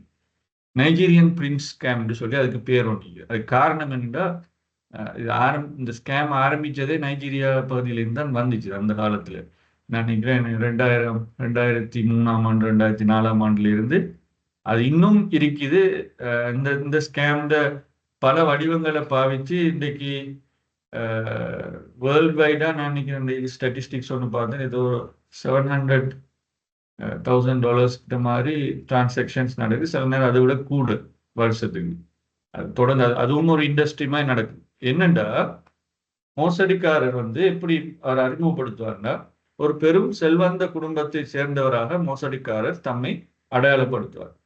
தமது வயதான காலம் அல்லது சுகீனம் காரணமாக தமது செல்வங்கள் வீணாகிவிடக்கூடாது அல்லது சொத்துக்கள் வீணாகிவிடக்கூடாது என்பதற்காக அவற்றை நன்கொடையாக வழங்குவதற்காக தங்களை தேர்வு செய்ததாக கூறுவார். அதாவது அந்த விக்டிமா போறாரு, அவரை நோக்கி இந்த ஸ்கேமர் ஒரு மெசேஜ் போடுவாரு, உங்களோட இமெயிலை நாங்கள் கண்டேன், என்கிட்ட இவ்வளோ அமௌண்ட் ரிசர்வ்ல இருக்குது. இதை நான் என்ன செய்யறேன்னு தெரியாது. நான் ஒரு சேரிட்டிக்கு கொடுப்போம்னு யோசிக்கிறேன். அதை உங்களை தான் நான் நம்பிக்கையாக வச்சுக்கிறேன். உங்களுக்கு தான் இந்த காசை தரணும்னு நான் நினைச்சு கொண்டிருக்கேன். அதால உங்களோட பேங்க் அக்கௌண்ட்டு தாங்க, உங்களுக்கு அவ்வளோத்தையும் நான் ட்ரான்ஸ்ஃபர் பண்ணேன் சொன்னதோடு நாங்களும் வாயப்பிலேருந்து பார்த்து கொண்டிருப்போம். இவ்வளோ அமௌண்ட்டா, நம்மளையா நம்பியிருக்கிறாரு, டக்குன்னு விழுந்துடும். ஏன்னா நான் இந்த ஸ்கேமுக்கு மாட்டுப்பட்டேன். அதாவது மாட்டுப்படுற ஸ்டேஜுக்கு வந்துட்டு தப்பிட்டு அப்போ என்ன நடக்கும்டா, டக்குன்னு என்ன செய்வாங்கடா இந்த விக்டிம்ஸ் டீட்டெயில்ஸை இனி அனுப்புவான். அனுப்பிட்டு போகிற நேரம் அடுத்த விஷயங்கள் இப்போதான் ஸ்டார்ட் ஆகும். என்னென்றா, வெவ்வேறு உத்திகளை பயன்படுத்தி ஆவணங்களை உறுதி செய்ய வேண்டும் என்ற பெயரில் உங்கள் தனிப்பட்ட தகவல்கள் பலவற்றை பெற்றுக்கொள்வார். இதுதான் அவரோட டார்கெட். உங்களை பற்றியுள்ள ப்ரொஃபைலை அவர் ஸ்டடி பண்ணும். உண்மையிலே அவர் நைஜீரியாவில இருக்க மாட்டார். சில நேரம் பக்கத்து வீட்டில் இருப்பார், அல்லது எங்கேயாவது பக்கத்து தெருவில் இருப்பார். இந்த நாட்டில் எங்கேயாவது ஒரு ஆளாக தான் இருப்பார். அங்கே நைஜீரியாவில் கதைக்கிற மாதிரி உங்களுக்கு இமெயில் வரும். அந்த இமெயில் அட்ரஸ் அந்த மாதிரி தான் இருக்கும். ஏதாவது பேர் ஒன்று அவங்களோட நைஜீரியன்ஸ்ட பேர் இருக்கும். அது ஆப்பிரிக்கா கண்ட்ரீஸில். இப்போ இந்த நைஜீரியான்ற விஷயம் அந்த வல்னரபிளான கண்ட்ரிஸ் தானே ஆப்பிரிக்காவில், சூடான், ஐவரி கோஸ்ட், இப்படியான இந்த பிரச்சனைகள் நடக்கிற இடங்களுக்கு தானே. அப்போ அதை நியாயப்படுத்துறது அதெல்லாம் சொல்லுவாங்க. எங்களோட நாட்டில் இந்த பிரச்சனை நடக்குது, அதில் எனக்கு இந்த காசை வச்சு கொண்டு இருக்கலாது, நான் உங்களுக்கு அனுப்பணும், நீங்கள் அனுப்பி நீங்கள் வேண்டிய தேவைக்கு நீங்கள் பயன்படுத்தி கொள்ளுங்க, உங்களுக்கு நன்மை கிடைக்கும். இப்படி ரொம்ப கன்வின்ஸ் பண்ணும். அப்போ இப்படி டீட்டெயில்ஸ் கேட்குற நேரம் நீங்கள் உங்களோட டீட்டெயில்ஸ் கொடுத்தா ஒரு கட்டத்தில் 3வது ஸ்டேஜ் ஒன்று வரும். எப்படின்னா, நம்பிக்கை இந்த அங்கனை கொழுக்கிற மாதிரி இங்கேயும் வளர்க்கும். நம்பிக்கை நல்லா வரும். இப்போ அவருக்கடையில் பேக் அண்ட் ஃபோர்த் நீங்கள் இமெயில்ஸ் அனுப்பி கொண்டிருப்பீங்க. இப்போ அவர் சொல்வார், to transmit the money we need to bribe a bank official, could you help us with a loan? இங்கே தான் இது விஷயம் என்றவாறு தொழில் வேண்டுதல்களை முன்வைப்பார். அதாவது இப்போ நான் காசு அனுப்புறதுனால இப்போ அதுக்கு சட்ட ரீதியான பிரச்சனை ஒன்றிக்குது. ஆனால் இதை செஞ்சு கொள்ளலாம். கொஞ்சம் சின்ன ஒரு அட்ஜஸ்ட்மெண்ட் செய்யணும். இந்த பேங்க்ல இருக்கிறவங்களுக்கு கொஞ்சம் சின்ன ஒரு அமௌண்ட் ஒன்று கொடுத்தா அவங்க அந்த தெரிஞ்ச ஒரு பேங்க் இருக்கிறார், அவர் இதை செஞ்சு தந்துடுவார் அப்படின்னு கன்வின்ஸ் பண்ண போட்டத்தோடைய இப்போ பேங்க் அக்கௌண்ட் நம்பர் ஒன்று அவர் அனுப்புவார். நீங்களும் என்ன செய்வீங்க, ஒரு அமௌண்ட் ஒன்று போடுவீங்க. அப்போ இப்போ இப்படி தானே பெரிய அமௌண்ட்டுக்கு இவர் சொல்வார், நீங்கள் ஒரு இப்போ அவர் அந்த அமௌண்ட்டுக்கு ஒரு 50,000 கேட்குறாரு. உடனே நீங்கள் இப்போ 50,000 தானே நாம் கொடுக்குறோம், வரப்போகிறது பெரிய அமௌண்ட், அப்போ நமக்கு 50,000 போகிறது நஷ்டம் இல்லை நினைச்சி நீங்கள் போடுவீங்க.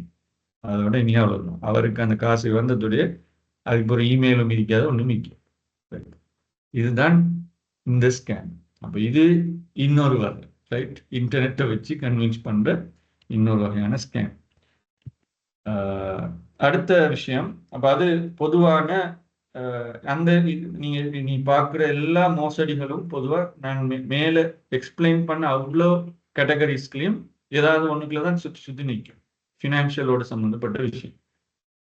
இப்போ இது எல்லாத்துக்கும் பின்னுக்கு சோஷியல் இன்ஜினியரிங் ஒரு விஷயம் இருக்குது. சோஷியல் இன்ஜினியரிங் சொன்னால் தகவல் பாதுகாப்பின் பின்னணி, இன்ஃபர்மேஷன் செக்யூரிட்டி கண்டெக்ஸ்ட்ல நாங்கள் பார்க்கிறதா இருந்தால் சோஷியல் இன்ஜினியரிங் எனப்படுவது உளவியல் ஆதிக்கத்தை மனிதர்கள் மீது பிரயோகித்து அவர்களில் இருந்து ரகசியமான தகவல்களை வெளிப்படுத்தும் ஓர் செயற்பாடு. அதாவது சைக்காலஜிக்கலா ஆட்களை இம்பேக்ட் பண்ண வச்சு அவங்கள்ட்ட தகவல்கள் எடுக்குது. அப்ப முன்னுக்கு சொன்ன எல்லாமே சைக்காலஜிக்கல் இம்பேக்ட், சோஷியல் இன்ஜினியரிங் தான். இதுக்கு ஒரு தனி என்ன சொல்றது, டேலண்ட் ஒன்று வேணும், ஆட்களை கன்வின்ஸ் பண்றது, ரைட்? இதுல பல வகைகள் இந்த சோஷியல் இன்ஜினியரிங் யூஸ் பண்ணக்கூடிய இந்த டெக்னிக்கை யூஸ் பண்ற பல ஸ்கேம்ஸ் தான். நாங்கள் ஏற்கனவே பார்த்த ஃபிஷிங், அதாவது ஏதாவது ஒரு அனோனிமஸ் மெசேஜ் வரும் ஆசையை தூண்டுற மாதிரி. இதே மாதிரி பெயிட்டிங்கும் ஃபிஷிங்ல ஒரு வகை தான். பெயிட்டிங்னு சொன்னா பொதுவாக பெயிட்டுன்னு சொல்றது பொறின்னு சொல்லுவோம். அந்த எலி பொறிக்கு நாங்கள் ரேட் பெயிட்டுன்னு சொல்லுவாங்க. போய் அது மாட்டுப்படும். ஆசையை தூண்டுற மாதிரி ஒன்று வச்சா அது கிட்ட போய் மாட்டுப்படும். இப்போ நாங்களும் என்ன செய்வோம், எங்களுக்கு ஒரு அட்வர்டைஸ்மெண்ட் மாதிரி ஒன்று வரும் தூண்டுற மாதிரி, நீங்கள் லொட்டரி வண்டிக்கிறீங்க அல்லது உங்களுக்கு இவ்வளோ அமௌண்ட் வெயிட்டிங்கில் இருக்குது, இதை கிளிக் பண்ணுங்கன்னொடனே அப்படியான அட்வர்டைஸ்மெண்ட்ஸ் சும்மா வரணுன்னு நாங்கள் சும்மா எங்களுக்கு விஷயம் தெரியாட்டி கிளிக் பண்ணிவிட்டோம். கிளிக் பண்ணதோட என்ன நடக்கும், மறைமுகமாக ஏதாவது ஒரு மேல்வேர், ஒரு வைரஸ் மாதிரி ஏதாவது ஒன்று வந்து இன்ஸ்டால் ஆகும். இன்ஸ்டால் ஆகி உங்களோட பர்சனல் டீட்டெயில்ஸ் கம்ப்யூட்டர்ஸில் இருக்கிற விஷயங்கள் எல்லாத்தையும் சேகரிக்க தோணும். அது ஒன்று. இன்னொரு டெக்னிக் தான் இந்த டெயில் கேட்டிங் சொல்றது. டெயில் கேட்டிங்னு சொன்னால் நாங்கள் உண்மையான சில எம்ப்ளாயிஸ் இருப்பாங்க நிறுவனங்கள்ல அல்ல பேங்க்ல இருப்பாங்க. இவங்களை ஏதோ ஒரு வகையில் கன்வின்ஸ் பண்ணி அவங்க மூலமாகவே எக்ஸஸ் எடுக்குது, ஒஃபிஷியலாக எடுக்கு. இது பல வகையில் செய்வாங்க. இது சரியான தந்திரமான ஒரு வேலை தான் இந்த டெயில் கேட்டிங். அதாவது அவங்களோட ஒஃபிஷியல் எம்ப்ளாயிஸை வச்சு யாருக்கு அனுமதி இருக்கிறோ ஒரு ஒரு ஏரியாவில் லொகின் ஆகிறதுக்கு அவரை வச்சு கொண்டே நாங்கள் தகவல்களை மெதுவாக எடுக்குது. அப்படி நீங்கள் போய் ஹேக்கராகவோ க்ரக்கராகவோ போக தேவையில்லை, நீங்கள் இவரை கன்வின்ஸ் பண்ணி எடுக்கு. இப்போ யூடியூப்லாம் நீங்கள் தேடி பார்க்கலாம் இந்த டெயில் கேட்டிங், அல்லது நீங்கள் சும்மா சர்ச் பண்ணலாம் ஆன்லைன் ஸ்கேமிங், சோஷியல் இன்ஜினியரிங்கான எக்ஸாம்பிள்ஸ் எப்படியெல்லாம் செய்கிறாங்க. சில நேரம் ஒரு பக்கத்தில் ஒரு கம்ப்யூட்டரை வச்சு யூடியூப்ல சின்ன பிள்ளை கத்துற மாதிரி ஒன்றை வச்சுக்கொண்டு ஒரு லேடி ஸ்கேமர் என்ன செய்வான்னு சொன்னால் அது நீங்கள் பார்க்கலாம். டெலிஃபோன் கம்பெனி ஒன்று கால் பண்ணி இன்னொரு ஆளோட நம்பர் எடுக்கிறதுக்காக வேண்டி, இன்னொரு ஒரு ஆம்பளோட நம்பர் எடுக்கிறதுக்காக வேண்டி, அவருடைய அக்கௌண்ட் எடுக்கிறதுக்காக வேண்டி இவர் என்ன செய்வாங்கன்னா அந்த இதை ப்ளே பண்ணி கொண்டு கால் சென்டருக்கு கால் பண்ணும். டெலிஃபோன் கம்பெனியோட கால் சென்டருக்கு கால் பண்ணி அந்த பிள்ளை கத்துற மாதிரி சத்தம்ல கேட்டு டென்ஷன்ல இருக்கிற மாதிரி சொல்லுவாங்க. நான் இந்த ஹஸ்பண்ட் இதை அக்கௌண்ட்டு கொஞ்சம் காசு பே பண்ணுறதுக்கு யோசித்தேன், நீ கொஞ்சம் இதை மிஸ் பண்ணிட்டேன் இன்னொன்னே. அப்போ அவர் சொல்லுவார், இல்லை ஹஸ்பண்ட் தான் வரணும்னு சொல்லிட்டு இப்போ பிள்ளை கத்துற சத்தத்தை கொஞ்சம் கூப்பிட்டுவார். கூப்பினதோடு இல்லை நானும் பார்த்தேன், இந்த நான் கொஞ்சம் வீட்டில் பிஸி ஆகிக்கிறேன், பிள்ளை தெரியாதா அப்படி இப்படின்ட்டு, எனக்கு ரொம்ப காசு தேவைப்படுது, கொஞ்சம் அரேஞ்ச் பண்ணி தரையில்லாதான்னு. இப்போ கால் சென்டர்ல இருக்கிற ஆள் வந்து கன்வின்ஸ் ஆகிடுவாரு, என்னண்டா அப்படி பாவமே பிள்ளை கத்துது அப்படின்னு நினைச்சுக்கொண்டு டக்குன்னு அவரு அடுத்தடுத்த விஷயங்களை எக்ஸஸ் அவரே கொடுப்பார். இதுதான் டெயில் கேட்டிங். அப்ப இவரு எதுவும் செய்யலை, சும்மா அவரை கன்வின்ஸ் பண்ணி அக்கௌண்ட் டீட்டெயில்ஸ் எக்ஸஸ் எடுத்தது பாஸ்வேர்டையும் மாற்றி கொடுத்துருவாரு.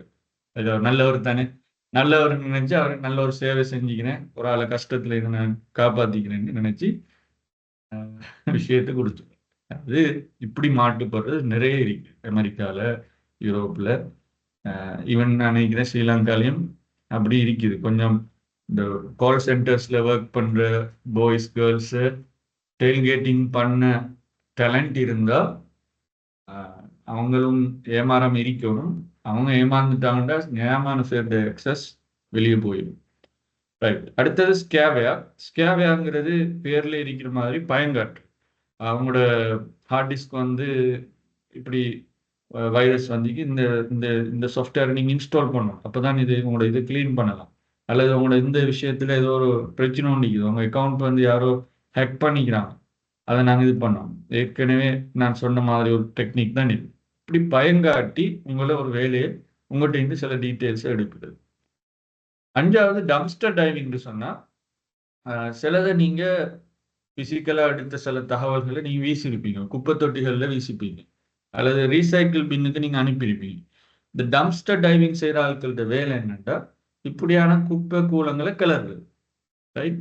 இந்த நாய்கள் போய் கிளறுற மாதிரி அவங்க போய் இந்த நீங்கள் டிலீட் பண்ணது என்னத்தை ரீசைக்கிள் பின்னில் போட்டிருக்கீங்க, அல்லது நீங்கள் என்னத்தை நீங்கள் இதில் வீசியிருக்கிறீங்க, இந்த விஷயத்தை போய் தேடி அதுகள்லேருந்து ஏதாவது முக்கியமான தகவல்கள் எடுக்கலுமாண்டு ட்ரை பண்ணுற ஒரு டெக்னிக். அது ஒரு டிஃப்ரெண்டான சோஷியல் இன்ஜினியரிங் டெக்னிக், டம்ஸ்டர் டைவிங்னு சொல்லுவோம்.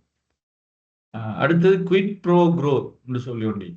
இது எப்படின்னா இவங்க வந்து சில விஷயங்கள் சொன்னால் நாங்கள் ஃப்ரீயாக செஞ்சு தரோம், நீங்கள் ஃப்ரீயாக செஞ்சு தரோம், அதுக்கு மாற்றிட்டுனா நீங்கள் இந்த வேலையில் ஒன்று ரெண்டு செஞ்சு தாங்கன்னு சொல்லி சும்மா ஃப்ரீ சர்வீஸ் இந்த வகையில் உங்கள்கிட்ட சில ரிக்வெஸ்ட்டை எக்ஸ்சேஞ்ச் பண்ணுறதுக்கு கேட்பாங்க.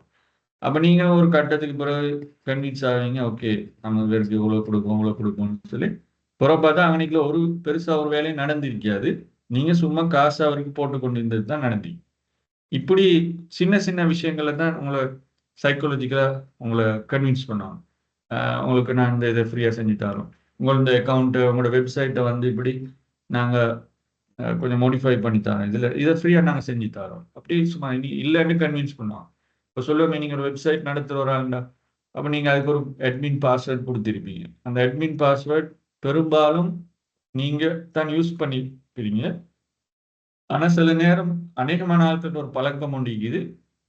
அவங்களோட எல்லா அக்கௌண்ட்டுக்கும் ஒரே பாஸ்வேர்ட் பாவிக்குது. ஞாபகம் வைக்கிறதுக்காண்டி. ஜிமெயிலுக்கும் அதை வைக்கும். மற்ற பேங்க் விஷயத்துக்கும் அதே பாஸ்வேர்டு இருக்கும். ஏன்டா லேசு ஒன்று ஞாபகம் வைக்கிறது. உண்மையில அது பிழையான முறை.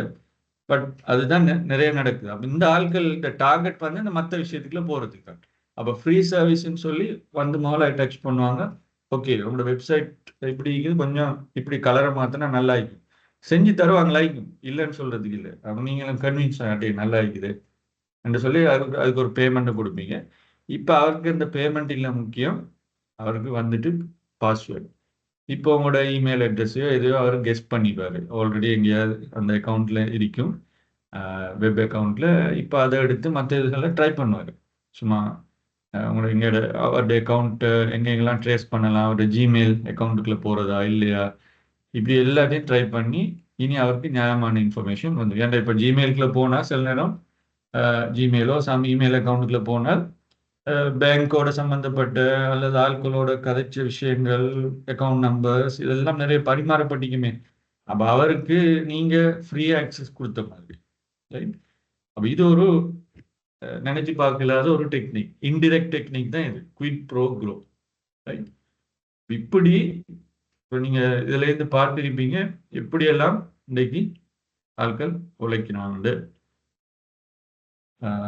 ரைட். அப்போ இதில் ப்ரிகாஷன்ஸ் எப்படி நாங்கள் முன்னெச்சரிக்கையாக நடந்து கொள்ளலாம் என்று பார்த்தால், முதலாவது நீங்கள் விளங்கிக் கொள்ளணும், கோரப்படாத சலுகைகள் தொடர்பில் அவதானமாக இருக்கும். ஆஃபர்ஸ், அதாவது அன்சாலிசிட்டட் ஆஃபர்ஸ்ன்னு சொல்லுவாங்க. அப்போ சும்மா ஆஃபர்ஸ் வரும், ஃப்ரீ ஆஃபர்ஸ் வரும், உங்களை தூண்டுவாங்க, இதை நீங்கள் கிளிக் பண்ணுங்க உங்களுக்கு இது கிடைக்கும்.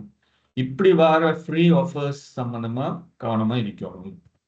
அடுத்தது, பிரத்யேக தகவல்களை ஒரு நாளும் ஷேர் பண்ண வேண்டாம். உங்களோட ப்ரைவேட் டீட்டெயில்ஸ் உங்களுக்கு தெரியாத ஆட்களுக்கு நீங்கள் ஷேர் பண்ண வேணாம், தெரியாத ஆப்ஸுக்கு ஷேர் பண்ண வேணாம். அது நாங்கள் அவதானமாக இருக்கோம். அடுத்தது, வெப்தளங்களின் அல்லது ஆப்களின் சட்டபூர்வமான தன்மையை உறுதி செய்து. சில மொபைல் ஆப்ஸுக்கு வந்து அந்த வெரிஃபிகேஷன் டிக்கர்ன்னு ஒன்று, டிக் ஒன்று அடையாளம் ஒன்று போட்டிக்கும் ஆப் ஸ்டோர்ஸில். அதுகள் இல்லாமல் இருந்தால் கொஞ்சம் ஒன்றுக்கு 2 தடவை யோசிச்சு கொண்டா நல்லா. ஏண்டா அது லீகலி அக்செப்டடாக இருக்கிறது. சும்மா ஆப்ஸ் நிறைய இருக்குது. இப்போ அதுகள் இந்த மாதிரி மெல்வேர்ஸ் இருக்கிற சான்ஸ் இருக்குது. அடுத்த வெப்சைட்ஸ்லேயும் அந்த லாக் அடையாளம் இல்லாமல், HTTPS செக்யூரிட்டி அடையாளம் இல்லாமல் இருக்கிற வெப்சைட்ஸ் வந்து பொதுவாக ஃபேக் வெப்சைட்ஸாக தான் இருக்கும். அப்போ அதோட சட்டபூர்வமான தன்மையான விஷயங்களை நீங்கள் உறுதி செஞ்சு கொள்ளணும். அடுத்தது, பணப்பரிமாற்றம் அல்லது ப்ரீபெய்ட் கார்டு மோசடிகள் தொடர்பாக அறிந்து வைத்திருந்தது. இன்றைக்கு டிரான்சாக்ஷன் செய்கிற நேரம் இது சம்பந்தமான பாப்புலரான மோசடிகள் இருக்குது, எப்படிலாம் செய்கிறாங்க அது சம்மந்தமாக நீங்கள் ஓரளவுக்கு தெரிஞ்சுக்கணும். குறைஞ்சது நீங்கள் பேங்க்கில் கேட்டால் அவங்க சொல்லுவாங்க இதில் மோசடிகள் எப்படி நடக்கலாம், எப்படி நீங்கள் கவனமாக இருக்கணும், எதை நீங்கள் ஷேர் பண்ணக்கூடாது. இந்த அடிக்கடி நினைக்கிற அட்வர்டைஸ்மெண்ட்ஸ்லேயும் வருது, சில நேரம் SMS எல்லாம் பேங்க்லேருந்து உங்களுக்கு அறிவுறுத்தல் தந்து கொண்டு இருப்பான். இருந்தாலும் நீங்களும் அதை பற்றி தெரிஞ்சு வச்சுக்கொள்வது முன்கூட்டி. அடுத்தது, சிலது வரும் இந்த இந்த நெருப்பு நூக்க போகிற மாதிரி எமர்ஜென்சி ரிக்வஸ்ட் வரும். அப்படியான ரிக்வஸ்ட்டுக்கு பதில் அளிக்க வேணும். கிட்னி ஒன்று தேவைப்படுது, அது தேவைப்படுது, இதுக்கு இவ்வளோ லட்சம் தேவைப்படுது, திடீர்னு வருவாங்க. அப்போ முதல்ல எமர்ஜென்சின்னா அது உண்மையாக எமர்ஜென்சியான்னு பார்க்கணும். பார்த்துட்டு தான் நாம் இது பண்ணணும். சென்சிட்டிவாக நாங்கள் உள்ள தேவை. ரைட். அப்போ அவதானத்தோடு அதை பார்க்கணும், கையாளணும். இதே மாதிரி நீங்கள் பேங்க் அக்கௌண்ட்ஸ் இருக்குன்னு சொன்னால் கட்டாயமாக SMS அலர்ட் அந்த சர்வீசஸை நீங்கள் ஆக்டிவேட் பண்ணி வச்சுக்கலாம். ஏன்னா எங்கேயாவது ஒரு ஃபினான்ஷியல் ஃப்ராட் நடந்தாலும் டிரான்சாக்ஷன் சம்மந்தமான நிச்சயமாக உங்களோட SMS வந்து வரும் அலர்ட். அப்போ நீங்கள் பார்க்கலாம் இந்த இந்த டிரான்சாக்ஷனை நான் செஞ்சேன்னா அல்லது வேறு யாரும் செஞ்சிருக்கிறாங்களான்னு. அப்போ உங்களுக்கு முன்கூட்டி அவதானமே இருந்து கொள்ளலாம். SMS அலர்ட் சர்வீசஸ் உங்கள்கிட்ட இருக்கும் தான். அடுத்தது, நீங்கள் எங்கேயாவது ஒரு ஸ்கேம் நடந்திருக்குதுன்னு சொன்னால் உரிய அதிகாரிகளுக்கு அறியப்படுது. ஸ்ரீலங்காவில் இருக்குது SL CERTன்னு சொல்கிற ஒரு நிறுவனம். அவங்களோட ஆன்லைன்லேயும் நீங்கள் போய் அவங்களோட கம்ப்ளைண்ட்டை போடலாம். அப்படி இல்லாட்டி ஃபிசிக்கலாக போகிறேன்னு சொன்னால் BMICHல அவங்களோட ஆஃபீஸ் இருக்குது. நேரடியாக போய் அவங்கள்ட்ட நீங்கள் கம்ப்ளைண்ட்டை வைக்கலாம், எனக்கு இப்படி இப்படி நடந்தது. அப்போ சில நேரம் அவங்க போலீஸோட உதவியோட அந்த ஸ்கேமரை ட்ரேஸ் பண்ணுறதுக்குள்ள அரேஞ்ச்மெண்ட்டை செய்வாங்க. ஏன்னா அவங்ககிட்ட அந்த ஒஃபிஷியல் எத்திக்கல் ஹேக்கர்ஸ் எல்லாம் இருக்கிறாங்க. அப்ப அவங்க அதை ட்ரேஸ் பண்ணி அந்த கேஸை உங்களுக்கு ஹேண்டில் பண்ணி தரலாம். அப்ப இது சில ப்ரிகாஷன்ஸ். இதே மாதிரி மல்டி ஃபேக்டர் ஆத்தென்டிகேஷனை அறிமுகப்படுத்துது. அப்போ மல்டி ஃபேக்டர் ஆத்தென்டிகேஷன் சொன்னால் ஒன்றுக்கு மேற்பட்ட வெரிஃபிகேஷன், பாஸ்வேர்ட்ஸ், பாஸ்வேர்டோட பின் நம்பர், பாஸ்வேர்டோட இன்னொரு கோட் நம்பர் வெரிஃபை பண்ணுறது.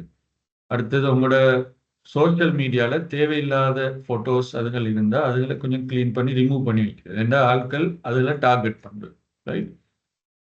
அப்போ அந்த விஷயங்களில் தேவையான அளவு தகவல்கள் மட்டும் போட்டு வைக்கிறது. அடுத்தது ஆன்டிவைரஸ் சாஃப்ட்வேர்ஸ், அதை வந்து இன்ஸ்டால் பண்ணி அப்டேட் பண்ணி வச்சுக்கொள்வது.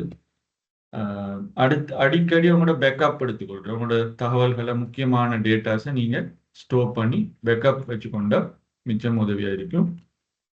அப்போ ஏதாவது பிரச்சனை வந்தாலும் உங்களுக்கு காப்பீஸை திரும்ப ரீஸ்டோர் பண்ணி யூஸ் பண்ணிக்கொள்ளலாம். அடுத்து உங்களுக்கு அறிமுகம் இல்லாத யூஎஸ்பி டிரைவ்ஸ் எல்லாம் நீங்கள் இதில் போட்டுக்கொள்ளலாம். ஆனால் உங்களுக்கு தெரியாத யூஎஸ்பியை போட்டு நீங்கள் சில பிரச்சனைகளில் மாட்டுப்படுறதை விட உங்களோட கம்ப்யூட்டரை க்ளீனாக வச்சுக்கொள்வது பெட்டர்.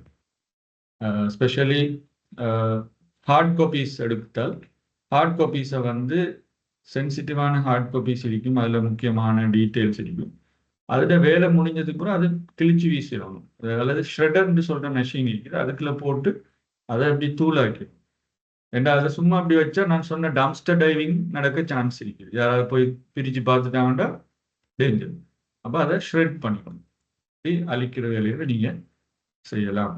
சரி, அப்போ இதுதான் இந்த டாப்பிக்கில் நான் கவர் பண்ண யோசித்த விஷயம். அப்போ உங்களோட ஆன்லைன் ஆக்டிவிட்டீஸை நீங்கள் பாதுகாப்பான முறையில் ஸ்மார்ட்டாக பிஹேவ் பண்ணி நீங்கள் உங்களோட ப்ரைவசியை நீங்கள் பாதுகாத்துக் கொள்ளுங்க. இந்த ஒரு செய்தியோடு இந்த செஷனை நான் முடிச்சுக்கொள்கிறேன். ஜஸாக்கல்லாஹ் ஹைர். அஸ்ஸலாமு அலைக்கும் வரஹ்மத்துல்லாஹி வபரகாத்துஹு.